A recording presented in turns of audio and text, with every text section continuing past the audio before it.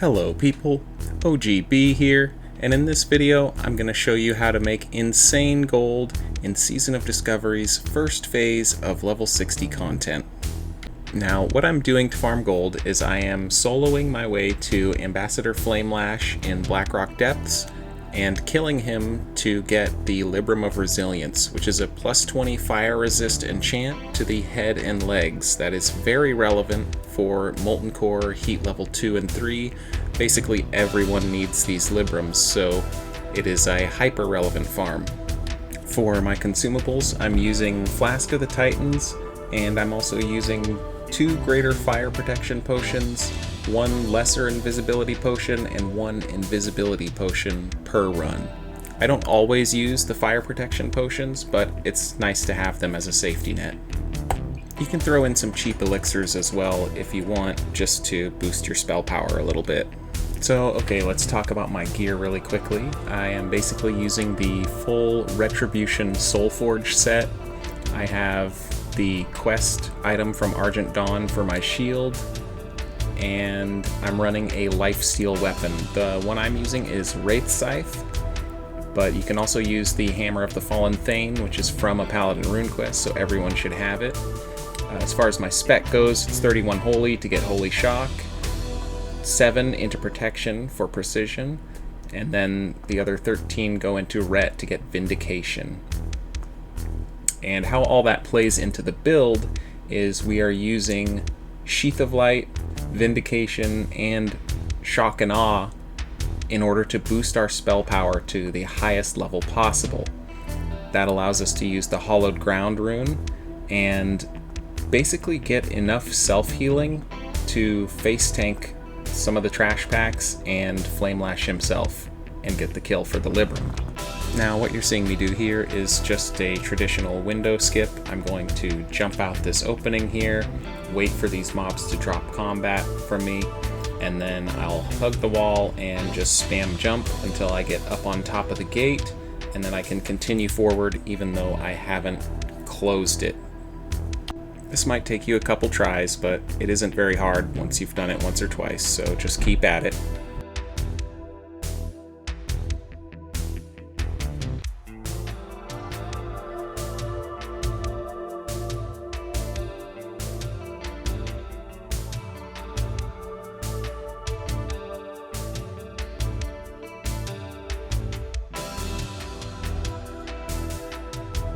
After you make it over the top and through the other side, this is where you'll use the first invisibility potion. I prefer to use the large one here, the 18-second potion, and then once you reach Golem Lord's room, you'll basically just kind of watch for these patrols. You may have to kill 1 or 2 mobs to get through here safely, but you can dodge almost the entire room. So just go straight down the middle and then hug the far end of the wall as you go to the Grim Guzzler.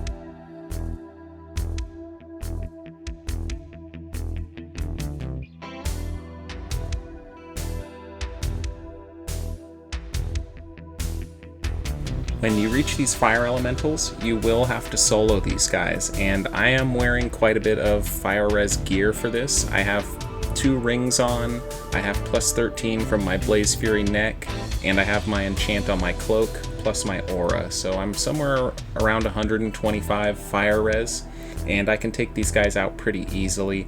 I usually just stun one.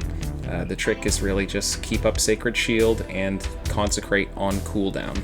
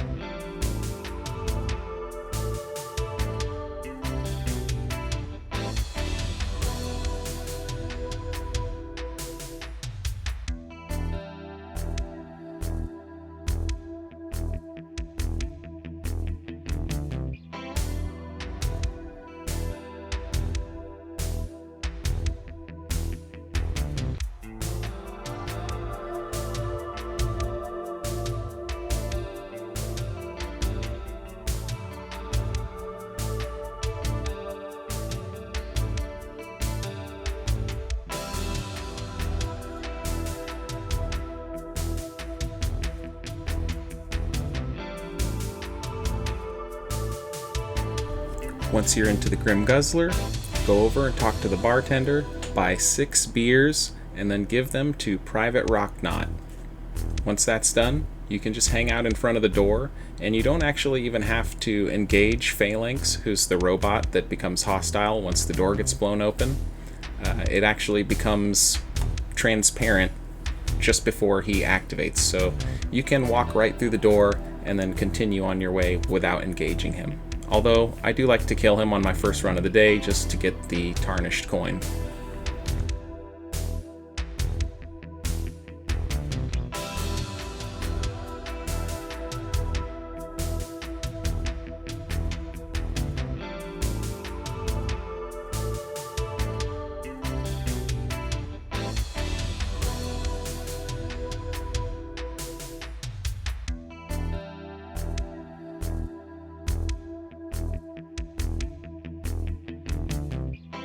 After the doors open, this is where we'll use the second invisibility potion, and then we will be at Flame Lash.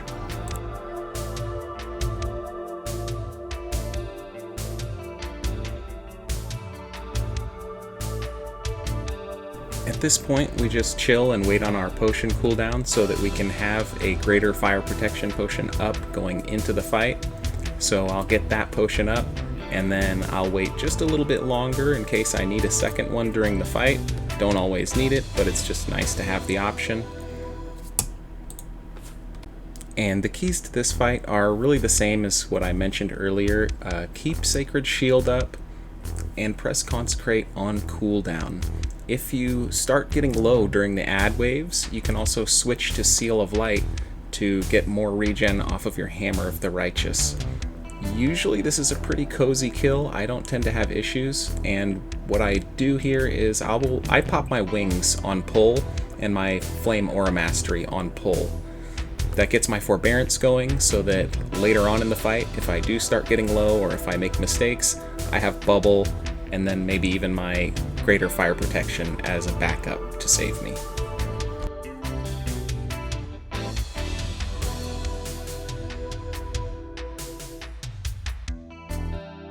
You'll notice I'm judging Wisdom on the boss, and he's my primary target.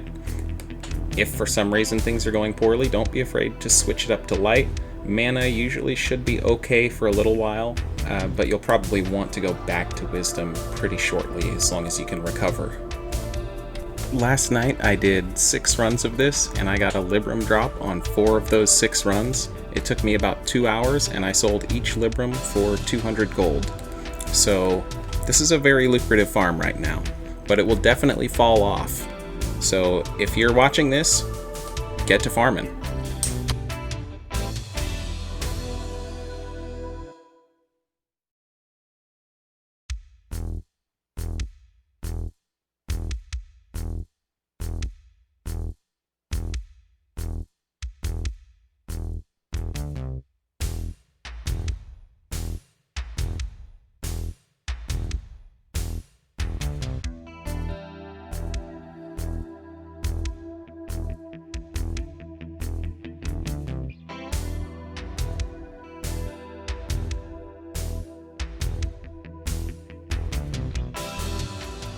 Alright, so here comes the kill, and here comes the LIBRAM. One thing I think I might have forgot to mention earlier is you do need the Consecrate LIBRAM that reduces the mana cost every time you cast Crusader Strike to make this build work. I hope you guys found this helpful, and good luck if you're out there trying to get some fire res. OGB out.